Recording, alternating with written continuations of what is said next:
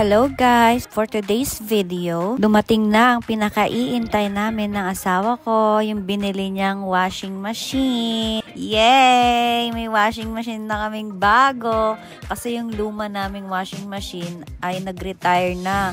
Almost 1 year na rin namin nagamit, kaya pagpahingahin na rin natin. Naayos pa naman yung luma naming washing machine pero napag-isipan ng asawa ko na bumili na lang ng bago dahil parating na rin si baby.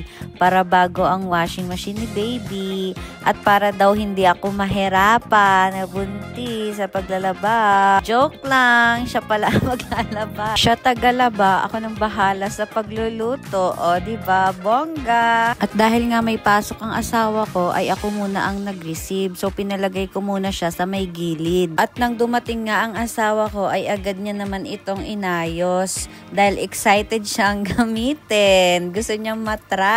Dahil nga nahirapan kami sa dati naming washing machine. Kaya ayun, excited kaming gamitin. So ayan, inaayos ng asawa ko yung mga kalat. Napakabait talaga ng asawa ko. My God!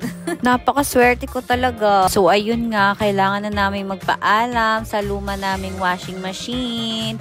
Thank you so much sa 1-year experience sa'yo.